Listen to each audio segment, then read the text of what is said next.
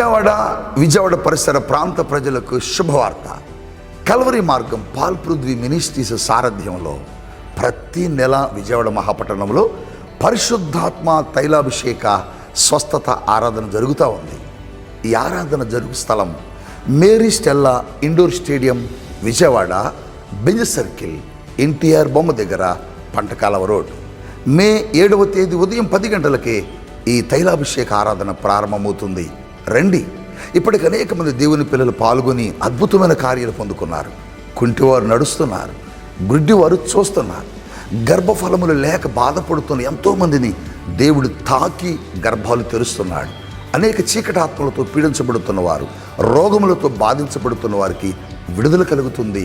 ఈ ఆరాధనలో మిమ్మల్ని అందరినీ ప్రత్యేకంగా తైలముతో అభిషేకించి ఆశీర్వదించబోతున్నాం. రండి. మే 7వ తేదీ ఉదయం 10 గంటలకు. దేవునితో పెనుగులాడిన వారు, దేవునితో కలిసి పరిచర్య చేసిన భక్తులు, ఆత్మశాత నింపబడిన భక్తులు, ప్రార్థనా పరులు చాలామంది బైబిల్లో మనకు కనబడతారు. చాలామంది చరిత్రలు ఎక్కువగా ఉన్నప్పటికీ ఒక వ్యక్తి చరిత్ర కేవలం 3 అధ్యాయంలో పరిశుద్ధాత్మ దేవుడు రాశాడు.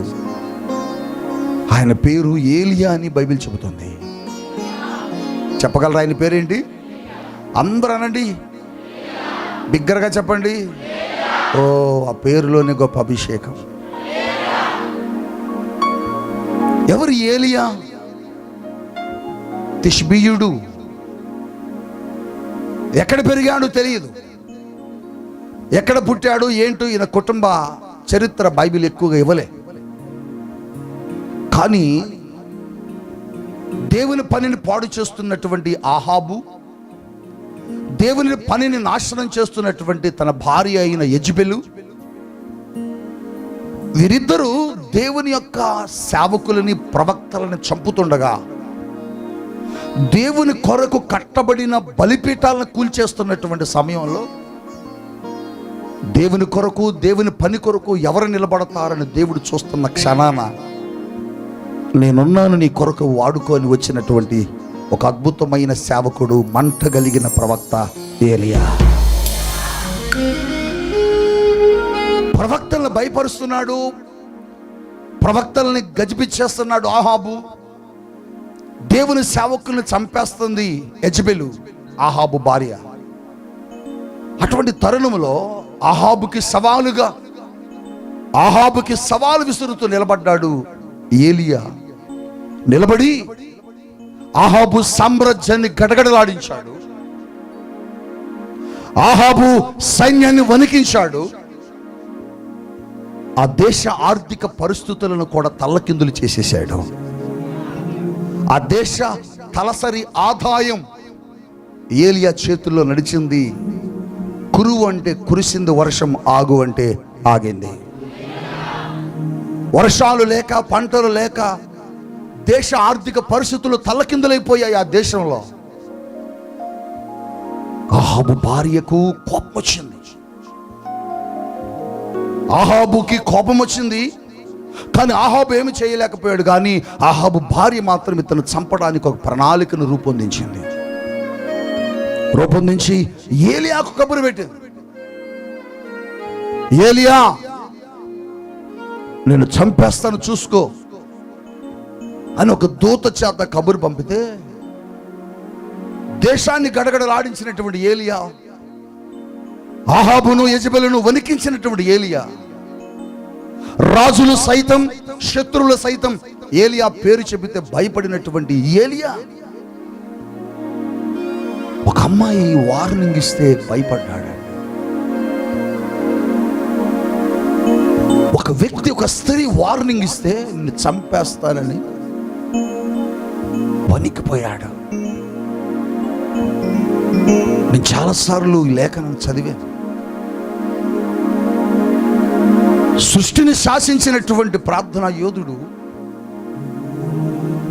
సృష్టిని కంట్రోల్ చేయగలిగినటువంటి సామర్థ్యము కలిగిన ప్రార్థన పరుడు, ఆఫ్టర్ ఆల్ ఒక అమ్మాయి వార్నింగ్కి భయపడ్డాడా? భయపడి వెళ్ళిపోయి ఓ వృక్షము కింద కూర్చొని కన్నీటితో దేవుని సన్నిధిలో ప్రార్థన చేస్తున్నాడు. అయ్యా, యెజబెలు నన్ను చంపేస్తానంటుంది. నేను బ్రతకటం కంటే ఇక్కడ చనిపోవటం నయం కదా, ఆమె చేతిలో చనిపోయే కంటే అని ఒక్కడే ఆ మనేది పడుతూ దిగులుతో కన్నీరు కారుస్తూ ఏడుస్తూ ఆ చెట్టు కింద కూర్చొని పండుకున్నాడు. ఆయన దగ్గరకు యెహోవా దూత వచ్చి, ఏలియా ఏలియా గడప్ లే అని చెప్పేసరికి లేచి చూస్తే ఏలియా ఎదురు దేవుని దూత ఉన్నాడు. హల్లెలూయా.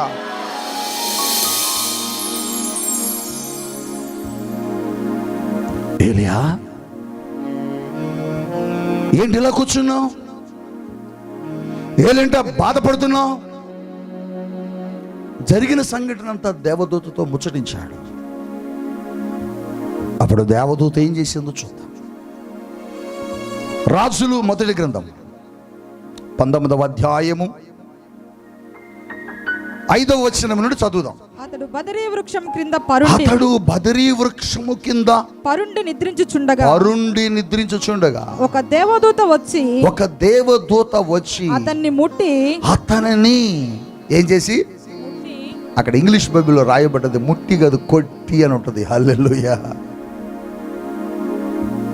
దేవదూత అతన్ని కొట్టి, నీవు లేచి భోజనము చేయమని చెప్పెను. హల్లెలూయానండి. ఏలియా, నా వైపు చూడాలి. ఓ ఏలియా, లేచి భోజనం చేయి.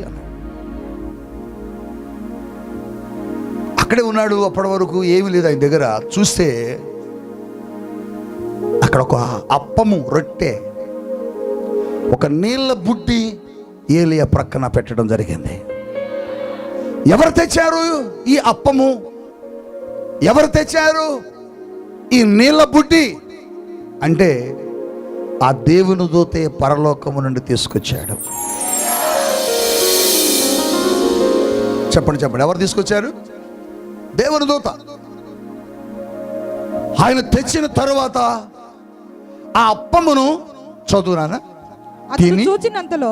చూచినంతలో అతని తల వద్ద నిప్పుల మీద కాల్చబడిన అప్పము నీళ్ళ బుడ్డి ఒకటి కనబడెను. గనుక అతడు భోజనము చేసి మరలా పండుకున్నాడు. ఆ వైపు చూడండి. ఒక అప్పం ఉంది, ఒక నీళ్ళ బుడ్డి ఉన్నది. నువ్వు భోజనం చేయని దేవదూత చెప్పగానే ఆ దేవదూత చెప్పినట్లుగా భోజనం చేశాడు. చేసి ఆ దేవదూత వెళ్ళిపోయాడు అనుకున్నాడు. మళ్ళీ పరుడుకున్నాడు.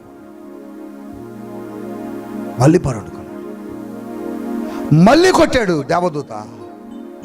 కొట్టంటున్న మాట ఏంటి? అయితే యెహోవా దూత రెండవ మారు వచ్చి, నా వైపు మీరు సరిగా చూడాలి, రెండవ మారు మళ్ళీ వచ్చాడు. అతనిని మరలా ముట్టి, నీ శక్తికి మించిన ప్రయాణము నీకు సిద్ధమై ఉన్నది. నీవు లేచి భోజనము చేయమని చెప్పగా అతడు లేచి భోజనము చేసి ఆ భోజనపు బలము చేత 40 రాత్రింబగళ్ళు ప్రయాణము చేశాను. గట్టిగా హల్లెలూయానండి. మొదటగా కొట్టి లేపినప్పుడు రొట్టెను, నీళ్ళ బుడ్డిని దేవదూత ఇచ్చాడు. అది తిన్నాడు, మరలా పరుండుకున్నాడు. కానీ రెండవసారి కొట్టి లేపినప్పుడు దేవదూత రొట్టెను నీళ్లను తీసుకురాలే. కానీ రెండో మారు ఆయన భోజనము చేశాడు. మొదటిసారి మాత్రం రొట్టెను తీసుకొచ్చాడు దేవదూత. మొదటిసారి నీళ్ళ బుడ్డిని తీసుకొచ్చాడు. ఒకటే అప్పము, ఒకటే రొట్టె తిన్నాడు, నీళ్ళు తాగేశాడు, కంప్లీట్గా అయిపోయింది, పరుండుకున్నాడు. కానీ మరలా దేవుని దూత వచ్చి ఏలియాతో అంటున్నాడు, లే, నీ శక్తికి మించిన ప్రయాణము నీ ముందున్నది ఏలియా, నువ్వు భోజనము చేసి బయలుదేరు అన్నాడు. మొదటగా చూసినప్పుడు, రాయబడినప్పుడు అప్పము నీళ్లు తెచ్చినట్లుగా మనకు కనబడుతుంది, కనిపించినట్లుగా. కానీ రెండో మారు మాత్రం ఆ భోజనం చేయడానికి నిలబడినప్పుడు, సిద్ధపడినప్పుడు అప్పము కానీ నీళ్లు కానీ అక్కడ లేవు. కానీ ఆయన భోజనము చేసి 40 దినములు, 40 పగళ్ళు, 40 రాత్రులు ప్రయాణం చేశాడు. మొదటిసారి అంటే దేవుని దూత తీసుకొచ్చాడు, భోజనం ఇచ్చాడు, ఆహారాన్ని అందించాడు, తిన్నాడు. కానీ మరి రెండవ మారు దేవదూత తేలేదు కదా. మరి దేవదూత తేకుండా ఈమెకు ఎక్కడి నుంచి వచ్చింది ఆహారం? భుజించడానికి, తినడానికి అక్కడ లేదు. అయితే ఈయన తీసుకున్న ఆహారం ఎక్కడి నుంచి వచ్చింది? ఈయన కలిగి ఉన్న ఆహారం ఏమిటి? ఈయన పొందుకున్న ఆకలేంటి? ఈయన కలిగి ఉన్న ఆకలేంటి? ఏ ఆకలిని తీర్చుకుంటే, ఏ ఆహారాన్ని ఆయన తీసుకుంటే 40 పగళ్ళు 40 రాత్రులు ఆయన వెళ్ళగలిగాడు? 1 కాదు, 2 కాదు, లేకపోతే 10 రోజులు కాదు, 20 రోజులు కాదు, 40 పగళ్ళు 40 రాత్రులకు భోజనం లేకుండా నడిచాడట. కారణం ఆయన రెండవ మారు తీసుకున్న ఆహారం. ఏమిటి ఆయన ఆకలి? ఏమిటి ఆయనను నడిపించిన ఆకలి? ఏమిటి ఆయనను ఆ హోరేబు పర్వతం వద్దకు తీసుకొని వెళ్ళిన ఆహారం?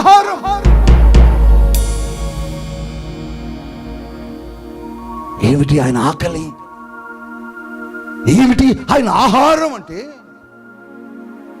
శారీరకమైన ఆహారం కాదు ఏలియా తీసుకున్నది. భౌతిక సంబంధమైన ఆహారాన్ని శరీరానికి తీసుకోలేదు. రెండవ మారు ఏం తీసుకున్నాడు?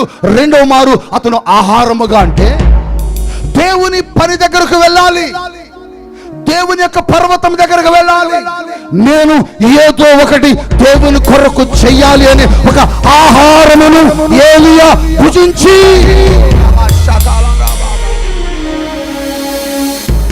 దేవుని కోసం నేను ఏదో ఒకటి చేయాలి, దేవుని కోసం నేను ఏదో ఒకటి చెయ్యాలనే ఆహారము ఏలియా భుజించాడు. ఆయన మనస్సులో ఆశ, ఆయన కలిగి ఉన్న ఆకలి, ఆయన కలిగి ఉన్న తపన ఏంటంటే, నేను దేవుని కొరకు ఏదో ఒకటి చేయాలి, నేను దేవుని కొరకు ఏదో ఒకటి చెయ్యాలి అని ఆయన తీసుకున్న ఆహారం చూసావా? ఆహారం 40 రోజులు ఆయన్ని నడిపించింది.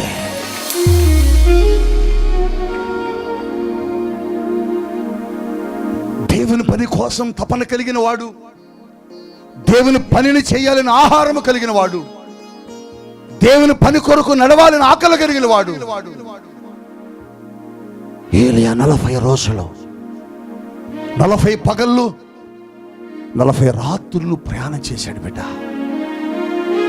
ఆయన భౌతికమైన ఆహారం తీసుకోలే, శారీరకమైన ఆహారం తీసుకోలే. ఆయన హృదయములో ఉన్న మంట, ఆయన మనస్సులో కలిగినటువంటి ఆలోచన, ఆయన హృదయములో ఉన్న మంట ఏంటంటే, నేను దేవుని కొరకు ఏదో ఒకటి చేయాలి. ఆ ఆకలి, ఆ ఆహారం ఆయన ఏం చేస్తుందంటే 40 దినములు నడుపుతుంది. బో రషా హల్కియా మూరా. అప్పుడప్పుడు మీరు కూడా ఏదైనా ఒక పని మీద ఉన్నప్పుడు ఆకలి మర్చిపోతారు. మీ మమ్మీ లేక మీ డాడీ పిలుస్తారే, వచ్చి భోంచేయి, చాలా టైం అయిపోయింది అంటాడు. అన్నప్పుడు నువ్వు అంటావు, ఆగు, ఈ కొంచెం పని ముగించుకొని వచ్చేస్తా. ఆకలి అవుతుందా? ఆకలి అవుతుంది, కానీ వస్తాలే, ఇప్పుడు నేను ఆకలి మీద లేను. మరి దేని మీద ఉన్నావు? నేను వేరే పని మీద ఉన్నాను. హల్లెలూయా. అంటే ఆ వ్యక్తి ఆకలి, ఆ వ్యక్తి ఆహారం, ఆ వ్యక్తి భోజనం, ఆ పనిని కంప్లీట్ చేయాలి, ఆ పనిని ముగించాలని తపన. అందుకోసమే మనం సమయం దాటిపోతున్నా, సమయం ముందుకెళ్ళిపోతున్నా ఆకలి వేయదు. ఒకవేళ ఆకలి వేసిన మనం దాన్ని వదిలిపెట్టి ఏం చేస్తామంటే, మనం ఏ పనిని చేయాలనుకున్నామో ఆ పని కొరకు పరిగెడతా ఉంటాం. ఏలియా ఆహారం, రెండవ మారు ఏలియా తిన్న భోజనం ఏంటంటే, దేవుని కోసం నేనేదో ఒకటి చేయాలి, దేవుని కోసం నేనేదో ఒకటి జరిగించాలి. ఈరోజు దేవుడు నీతో మాట్లాడుతున్నాడు. అప్పుడప్పుడు మనం కూడా ఏదైనా ఒక పనిలో పడి అది జరిగించే వరకు నేను అన్నం తిన్నబ్బా, మరి ఆ జరిగించే వరకు నేను అక్కడి వరకు ఎవరు నడుపుతారు అంటే, ఆ శక్తి నీకు ఎక్కడి నుంచి వచ్చిందంటే, ఆ బలం నీకు ఎక్కడి నుంచి వచ్చిందంటే, నీ మనస్సులో ఉన్న ఆశ, నీ మనస్సులో ఉన్న కోరిక, నీ మనస్సులో ఉన్న ఆలోచన నెరవేరే వరకు ఆ ఆలోచన నిన్ను ఆకలి తప్పులు మార్పి నీ పని కొరకు పరిగెత్తిస్తూ ఉంటది. 40 దినాలు ఏలియా ఆహారం లేకుండా నడవడానికి ఏలియాలో ఉన్న దేవుని కొరకు పనిచేయలో ఒక మంట. ఈరోజు పరిశుద్ధాత్మ దేవుడికి నీ మంట ఏంటి? నీ ఆకలి ఏంటి? నీ భోజనం ఏంటి? లోకములో ఉన్న వాటిని సంపాదించాలన్నా, లోకములో ఉన్న వాటిని పొందుకోవాలన్నా, లోకములో ఒక పేరు ప్రఖ్యాతులు అనుభవించాలనే ఒక ఆకలితో ఆహారముతో నడుస్తున్నావా? కొంతమంది చూడండి నిరాహార దీక్షలు చేస్తారు. దేని కొరకు అంటే, అది సాధించే వరకు నేను నిరాహార దీక్ష తిన్నంటారు. అది పొందుకునే వరకు నేను ఆకలి వేసిన తినను, దాని దగ్గరకు పోనంటారు. మరి నీ ఆకలి ఏంటి? నీ ఆహారం ఏంటి? ఏలియా ఆహాబుని యెజెబెలుని అంతమొందించే వరకు దేవుని కొరకు నిలబడి, దేవుని బలిపీఠాలను కట్టి, దేవుని ప్రవక్తలను నాశనం చేస్తున్న వారిద్దరిని నాశనం చేసే వరకు నేను ఆగను అని ఒక మంట ఉందో చూశారు. ఆ మంట ఏలియాను ఏం చేస్తుంది తెలుసా? లాక్కొని వెళ్ళిపోతుంది. మరి నీ మంట ఏంటి? నీ ఆకలేంటి? డబ్బు సంపాదించాలన్నా, భవనాలు కట్టాలన్నా, బంగారము సంపాదించాలన్నా, పేరు ప్రఖ్యాతులు సంపాదించుకొని దేశంలో ఉన్నతమైన వాడిగా కనబడాలన్నా, అందుకోసమే కదా కొంతమంది పరిగెడుతున్నారు. అందుకోసమే కదా కొంతమంది లోకాన్ని సంపాదించడం కోసం, లోకములో ఉన్న వాటిని పొందుకోవడం కోసం పరిగెడుతున్నారు.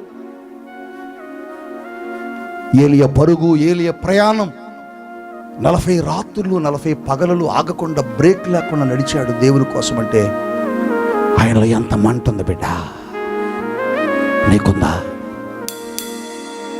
దేవుని కోసం ఏ రోజైనా ఒక అడుగు వెయ్యాలని ఆశ నీకు ఎప్పుడైనా వచ్చిందా?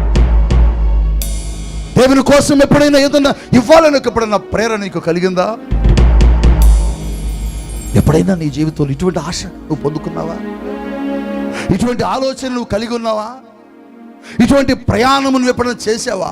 కిలోమీటర్లు మైళ్ళ దూరం దేవుని కోసం ఎప్పుడైనా పరిగెత్తావా? దేవుని పని కోసం పరిగెత్తితే ఆకలి వేయదండి, దప్పిక అవదు. దేవుని పని చేసేటప్పుడు చూడండి, పిల్లలు ఒరే టైం అయింది భోజనం చేయండి అంటే వాళ్ళు అంటారు, డాడీ ఈ కొంచెం ముగించుకొని మేము భోజనం చేస్తాం. నాన్న ఇక సరిపోతుందని వచ్చేయండి, మీరు భోజనం చేయండి, టైం అయిపోయిందని మమ్మీ కేకేస్తుంటే, మమ్మీ ఈ కొద్దిగా పూర్తి చేసుకుంటే అయిపోద్ది. అప్పటికి రాత్రి ఎంత అవుతుందో తెలుసా? 2 అయ్యింది. కుటుంబాలను వదిలి, భార్య బిడ్డలను విడిచిపెట్టి, చిన్న పిల్లల్ని గదిలో ఇంటిలో విడిచిపెట్టి, ఎందుకండి కిలోమీటర్ల దూరం పిల్లలు వెళ్తున్నారంటే, వారు కలిగి ఉన్న ఆహారం, ఆకలి, వారు కలిగి ఉన్న భోజనం ఏంటి తెలుసా? దేవుని కోసం ఏదో ఒకటి చేయాలా.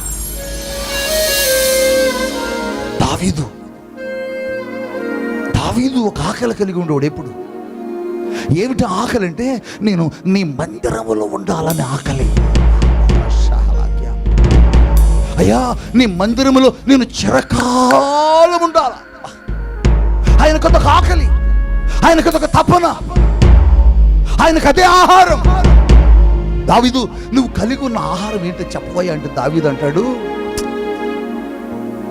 యెహోవా మందిరములో చిరకాలం నేను ఉండాలి, ఇంతకంటే నాకేమీ లేదు. దావీదుకు తినాలంటే భోజనం ఉంది, దావీదుకు విశ్రాంతి తీసుకోవాలంటే మంచి మంచి భవనాలు ఉన్నాయి. కానీ దావీదు అంటాడా, నీ మందిరంలో నేను గడపాలా. మంచం మీద పండుకున్నాడు దావీదు. ఇప్పటి వరకు ఆ గొర్రెలు కాసుకుంటూ చాలా కష్టాలు పడ్డవురా బిడా, నన్ను ఎంతగానో ప్రేమించావు కాబట్టి నిన్ను రాజుని చేశాను, ఇప్పుడైనా మంచం మీద పడుకో అంటే దావీదు అంటాడు, నేను పడుకోనయ్యా. నీ కొరకు ఒక మంచి మందిరం కట్టాలి. దావీదు అంటాడండి, దేవుని మందసం ఇశ్రాయేలీలు దగ్గర నుంచి ఫిలిస్తీన్లు తీసుకుని వెళ్ళిపోతే మందసమట ఊరి బయట ఉన్నదట. దావీదుకు నిద్ర పట్టట్లా, నేను పడుకోలేనయ్యా. ఏం దావీదు, ఎందుకు హాయిగా రాజువి పడుకో. లేదయ్యా, నీ మందసం బయట ఉందయ్యా, నీ మందసం ఊరి బయట ఉందయ్యా, నేను ఎట్లా పడుకునేనయ్యా. దావీదు నీ ఆకలి ఏంటి? నీ కోసం ఒక మంచి మందిరం కట్టాలయ్యా. ఎప్పుడన్నా ఇటువంటి ఆకలి కలిగి ఉన్నావా? ఇటువంటి భోజనం ఎప్పుడైనా చేసావా? ఇటువంటి తపన నీ హృదయంలో ఎప్పుడైనా ఉందా? లేదా? అది సంపాదించాలి, ఇది కట్టాలి, అది కట్టాలి. నీ ఇల్లు కట్టుకునేటప్పుడు తీసుకున్న శ్రద్ధ మందిరం పని దగ్గర తీసుకున్నావా? నీ ఇంటి నిర్మాణం కోసం నువ్వు ఆలోచించిన ఆలోచనలు, ఊహలు, రచనలు ఏమైనా దేవుని మందిరం కోసం చేసావా? దావీదు పడుకొని కింద, నా ప్రభువుకి ఎట్ట మందిరం కట్టాలి, ఎట్ట కట్టాలి, ఎట్ట కట్టాలి, ఎట్ట కట్టాలి, ఎట్ట కట్టాలి, ఎట్ట కట్టాలి, కిటికీ ఇటు పెట్టాలా, ద్వారబంధం ఇటు పెట్టాలా, ఆ ద్వారబంధాన్ని ఇక్కడ కాదు ఎక్కడి నుంచో తీసుకురావాలా, దాన్ని ఎవరు వాడని కలప వాడాలా, ఎవరు చెక్కని శిల్పకారులు తీసుకొచ్చి చెక్కించాలా. తన కోసం కాదు, ఆయన ఆకలి, ఆయన ఆహారం ఏంటంటే దేవుడే. దావీదు అంటాడు, నా పెదవులతో నిన్ను నేను స్తుతించాలని నాకు ఆశ, నా కాళ్ళతో నీకు నాట్యం చేయాలని ఆశ ఉన్నాయి, నా చేతులతో నేను చప్పట్లు కొట్టి ఆరాధించాలని నాకు ఆశ ఉన్నాయి. ఎప్పుడన్నా ఇటువంటి ఆహారం కలిగి నడిచావా? ఎప్పుడన్నా ఇటువంటి ఆకలి నీకు వేసిందా? ఎప్పుడన్నా ఇటువంటి ఆకలి కొన్నావా? లేదా? వచ్చే జీతంతో ఏం చేద్దాం, వచ్చే సంపాదనతో ఎలా ఖర్చు పెడదాం, వచ్చే డబ్బుతో ఇల్లు ఎలా కడదాం. కట్టుకో కాదంటేలే, నువ్వు బంగారం కొనుక్కో కాదనడములే, దేవుడు ఇచ్చేది. కానీ వాటన్నిటికంటే ముఖ్యమైనది ఏంటంటే నువ్వు దేవుని కొరకు ఆకలి కొని ఉండాలి. నువ్వు భుజించాలా ఆయన పనిని, ఆయన పని కొరకు వెళ్ళాలని ఆశ నీలో ఒక ఆకలిగా మారిపోవాలి. యేసుప్రభువు వారు ఒకరోజు శిష్యులతో నడుచుకుంటూ వెళ్తున్నాడు. ఓ రాయి ఉంది, పెద్ద కిలోమీటర్ల బండ రోడ్ల మీద పెడతారుగా, రాయి కాడ అలిసిపోయి కూర్చున్నాడు. యేసయ్యా ఏంటి అలిసిపోయి కూర్చున్నారు, ఆకలేస్తుందా? అవును. పట్టణంలోకి లేదు, తీసుకుని తిందాం. ఏయ్ నువ్వు వెళ్ళరా అన్నాడు. వాడొక్కడ కాదు, అందరూ వెళ్ళండి అన్నాడు. మీరందరూ వెళ్ళండి. మరి నువ్వు ఇక్కడ ఒక్కడే ఎలా ఉంటావు? నేను నడవలేను, నాకు ఆకలేస్తుంది. అయ్యో అవునా, అయితే ఓపెన్ చేస్తావు, నువ్వు ఇక్కడే కూర్చో, మేము వెళ్ళి వస్తాం. యేసు ప్రభువులు అక్కడ కూర్చోబెట్టి వెళ్ళిపోయారు పట్టణంలో. ఆయన కూర్చుని ఆ బావి వైపు చూస్తున్నాడు. బావి దగ్గరకు ఒక అమ్మాయి వచ్చింది. ఆ అమ్మాయి ఎవరు? పాపం చేసే అమ్మాయి, వ్యభిచరించే అమ్మాయి, భర్తలను మార్చుతూ పాపం చేస్తుంది. ఒకరికి తెలియకుండా ఒకరి దగ్గర. అప్పటికి 5 భర్తలను ఆవిడ మెయింటైన్ చేస్తుంది. అలాంటి వ్యక్తులు పరలోకంలోకి వెళ్ళలేరు. అలాంటి పాపం చేసేవారు నరకానికి వెళతారు. అయితే ఆ అమ్మాయిని నరకము నుండి పరలోకానికి తీసుకురావాలని యేసయ్య ఏం చేశాడంటే, ఆడ కూర్చొని యేసయ్య రాగాని వెళ్ళి మాట్లాడటం ప్రారంభించాడు. అమ్మా, రోజు వస్తావా నాన్న ఇక్కడికి? రోజు వస్తానండి. రోజు తీసుకెళ్తావా? రోజు తీసుకెళ్లాల్సిందేనండి. ఓ పంచే, నువ్వు రోజు రాకుండా, ఎప్పుడు దాహం అవ్వకుండా నేను నీకు ఒక నీళ్ళు ఇస్తాను, తాగుతావా? ఆమంది, ఇవ్వయ్యా, ఇవ్వు. అవి ఎట్లా ఉంటాయి? నేనిచ్చు నీళ్లు త్రాగువాడు దాహము కొనడు. అవునా? అవును. అయితే ఇవి నాకు ఇవ్వు. అవి నీకు నేను ఇవ్వాలంటే నీ భర్తల్ని పిలుచుకురాపో అన్నాడు. నాకు భర్తలు ఉన్నారన్న సంగతి నీకెలా తెలుసు? ఇప్పుడు ఉన్నవాడు నీవాడు కాదు, నీకు మొత్తం 5 మంది పెనిమిటిలు ఉన్నారు. వెంటనే మాట్లాడుచున్నవాడు ప్రవక్త ఆత్మ కలిగిన వాడని, దేవుని కుమారుడని, యేసు క్రీస్తుని గ్రహించి ఆ అమ్మాయి ఆయన పాదముల దగ్గర బిందెను, ఆ పాత్రను, ఆ కుండను విడిచి గ్రామంలోకి పరిగెత్తింది. హల్లెలూయా. గ్రామంలోకి వెళ్ళి అందరితో చెబుతుంది, నేను పాపము చేసి లోకన్నెల మోసం చేశాను, నేను చేసినవని నాకు చెప్పిన వాడు నాకు కనపడ్డాడు, రండి.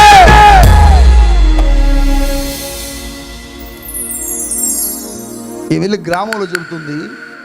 వీళ్ళు బావి దగ్గర కూర్చుంటే వాళ్ళు రొట్టెలు, కేకు అవన్నీ పట్టుకుని వచ్చారు, పప్పుండలు అన్నీ తీసుకుని వచ్చారు.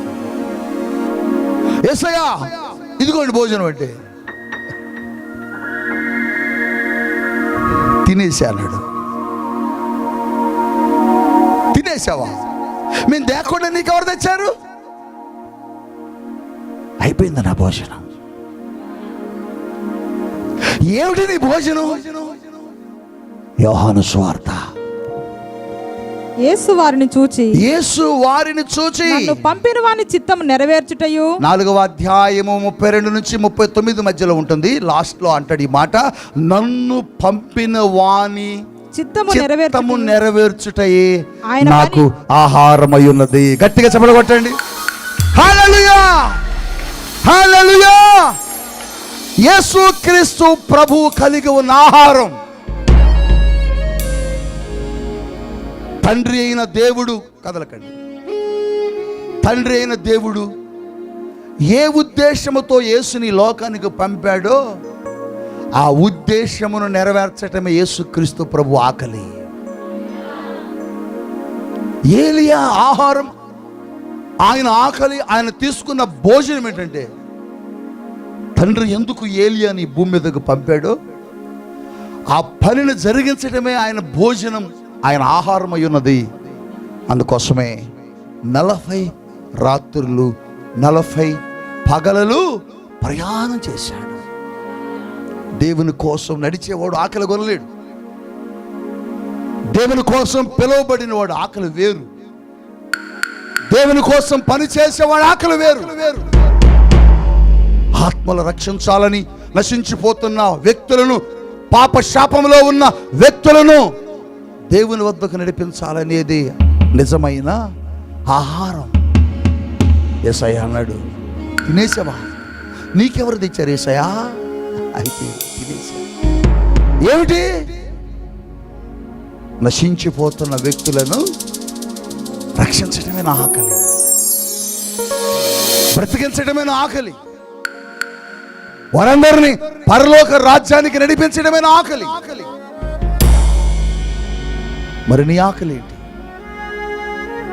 నీ ఆహారం దేన్ని కోరుకుంటుంది? నీ ఆహారం ఏమవ్వాలి తెలుసా? పరలోకం అవ్వాలి. నీ ప్రయాణం నీ గురి ఏమవ్వాలి తెలుసా? పరలోకం. ఎక్కడికి వెళుతున్నావు? ఎందుకు వచ్చావు చర్చికి? ఎందుకు మందిరానికి వస్తున్నావు? ఎందుకు యేసుని రక్షకుడిగా స్వీకరించావు అని అడిగితే నువ్వు చెప్పాల్సిందంటే, నేను పరలోకం వెళ్ళడానికి యేసయ్య దగ్గరకు వచ్చానని చెప్పాలి. ఈరోజు నీతో చెబుతున్నాడు, యేసుక్రీస్తు కలిగి ఉన్న ఆకలి నశించిపోతున్న ఆత్మలను రక్షించాలి. నీకు నిజంగా దేవుని ఆత్మ నీలో ఉంటే, నిజంగా నువ్వు దేవుని కొరకు పనిచేసి పిలువబడిన వ్యక్తివైతే, సారపాక ఈ పాటికి ఎప్పుడు అంత కదలాల. యేసయ్య ఆశ, యేసయ్య ఆకలి, యేసయ్య తపన ఏంటంటే మన కోసం తన ప్రాణాన్ని పెట్టాలని. ఆ ఒక్క ఆహారం ఉంది చూడు, ఆకలి ఉంది చూడు, తపన ఉంది చూడు. యేసయ్యను ఏం చేసిందో తెలుసా? 33.5 సంవత్సరాలు నడిపించింది భూమి మీద. ఏలియా 40 రాత్రులు 40 పగలు నడిస్తే యేసయ్య 33.5 సంవత్సరాలు ఇదే మంట కలిగి, ఇదే ఆహారం కలిగి, ఇదే ఆకలి కలిగి నడిచాడు. ఈరోజు నేను అడుగుతున్నాడు యేసయ్య, ఏలియా కలిగి ఉన్న ఆకలి దేవుని కోసం నిలబడాలని. ఆయన్ని ఆగనివ్వలా, ఆయన కూర్చొనివ్వలా, ఆయన పరుండుకొనివ్వలా, ఆయనకు నిద్ర రానివ్వట్లా. నిజంగా నీలో దేవుని ఆత్మ ఉంటే, నిజంగా నువ్వు క్రీస్తు రక్తములో కడగబడితే, నిజంగా నువ్వు క్రీస్తు రక్తములో కడగబడిన వ్యక్తివైతే ఈ ఆకలి కలిగి ఉండాలి. దేవుని కోసం ఏదో ఒకటి చేయాలి. నా బలాన్ని దేవుని కోసం ఇవ్వాలి, నా ధనాన్ని దేవుని కోసం ఇవ్వాలి, నా జ్ఞానమును దేవుని కోసం ఇవ్వాలి, నా తలాంతులు దేవుని కోసం ఇవ్వాలి. దేవుని పని చేయకుండా నిద్రపోకూడదు, దేవుని మాట చెప్పకుండా భోజనం చేయకూడదు. భోజనం చేశావు అంటే దేవుని మాట, దేవుని పని చేసి ఉండాలి. ఈరోజు దేవుడు నేను అడుగుతున్నాడు, నువ్వే ఆకలి కొన్నావు. ఏలియా 40 రాత్రులు 40 పగళ్ళు నడవడానికి ఆగకుండా కారణం దేవుని మంట. నీలో నిజంగా దేవుని మంట ఉంటే, నీలో నిజంగా దేవుని ఆకలి ఉంటే, నీలో నిజంగా దేవుని కొరకు పని చేయాలని ఒక తపన నీలో ఉంటే, నువ్వు కూర్చో ఖాళీగా.